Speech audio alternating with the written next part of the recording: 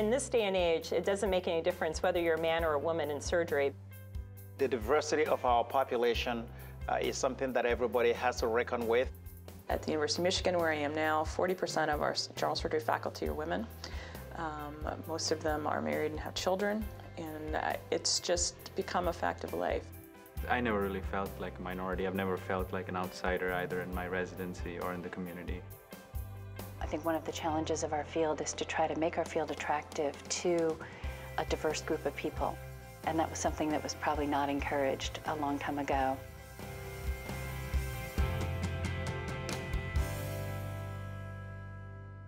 My experience as an African American going through medical school was probably no different from a student from the majority group. I went to Harvard Medical School, and what my father told me when I left home at 18 to go to college is he said, you know, put your blinders on and work hard, run as fast as you can.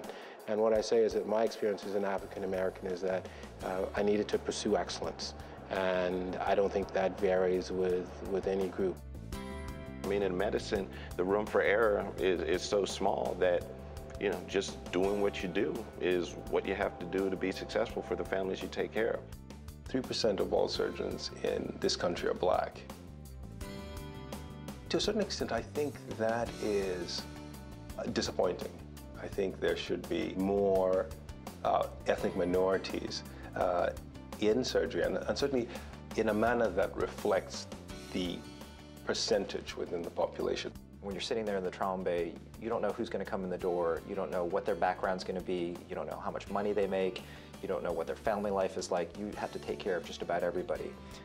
I think that the more people that you have of more different backgrounds within your field, the more ready you are to be able to relate to and understand those patients that come in.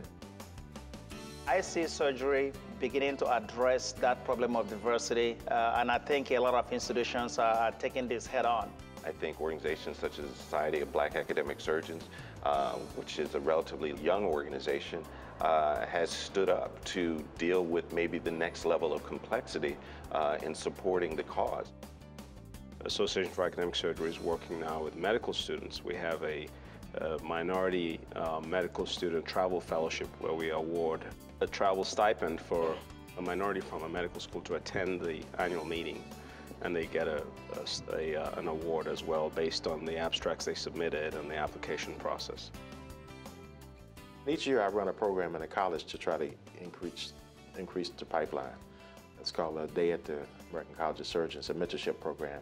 I bring high school students who are interested in the health sciences to spend the day with a group of surgeon mentors.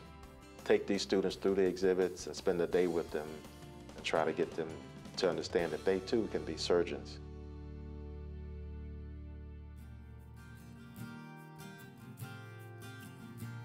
I do think, though, that beyond medical school, there can be some maybe perceived barriers in the sense that you look around and you don't see anyone who looks like you, that you may not be able to reach the heights that you wish to reach.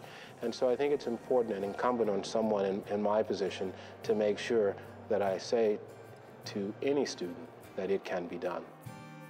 Everyone has challenges that they face. I mean, there's always something that makes you unique that may not put you in the mainstream. And so, you know, I don't look at it as challenges, I look at it as, you know, variations from the norm. And in fact, I find that my background helps me to understand a lot of things in sort of a more appreciative fashion. So my challenges in some ways are no different than anybody else's challenges, because I think regardless of ethnicity, regardless of the social conditions, I think we have a long history in America of dealing with challenges that are faced by social constructs. I think African American surgeons have been successful. But the reality is, we all have an obligation to provide the care for the American public, and it takes all facets of society to make that successful.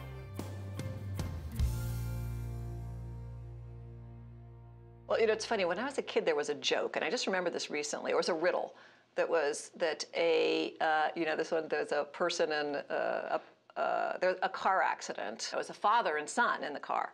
Father was killed, son went to the hospital. When the surgeon got to the operating room, they said, I can't operate on this, this is my son. And that, I remember struggling with how that could be. I could not think of the answer to that riddle as a kid. It was like one of those open-ended ones. I was never very good at riddles anyway, but I could not think of the answer because it never crossed my mind that the mom was the surgeon, ever. The answer to that riddle sort of popped up in the middle of the night in my head one day when I was in medical school, 20 years later. So that is a big change, because my kids have no problem with the answer to that riddle. Historically and traditionally, surgery has been a man's area within medicine. And I think as women have entered certain specialties, it changed. I think I'm just young enough that the barriers to women in surgery, a lot of those trails had already been blazed. I'm very, very fortunate in that today's day and age, I did not actually come across that many obstacles compared to women who are more senior to me, who definitely did. Generally, I have not found it to be very much of an issue. Honestly, I think it's been more of an issue that I don't play golf. And maybe that's linked to my being a woman, but I sort of wish I played golf. I think a lot of stuff happens in the golf course that I don't know about, but being a woman hasn't been that much of an issue for me. As time goes on, I think there are more and more women in surgery. I see a lot of softer men in surgery who really do care about their patients and are not as rigid in their thought processes and not as difficult to work with. There's a very strong network of women surgeons, and the number of women surgeons is increasing significantly and has so for the past 10 years or so, and that number does not appear to have leveled off at this point. There are definitely challenges in being a woman in surgery, and it can be there for men as well if you want to be an integral part of raising your children and running your household at home.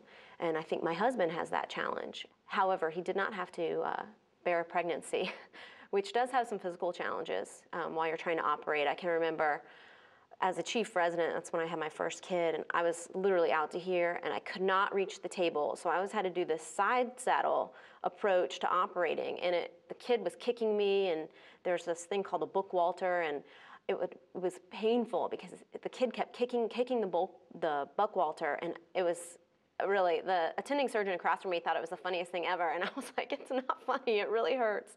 So things like that, but you get over it and you have the kid, and that's the best part when the pregnancy's over.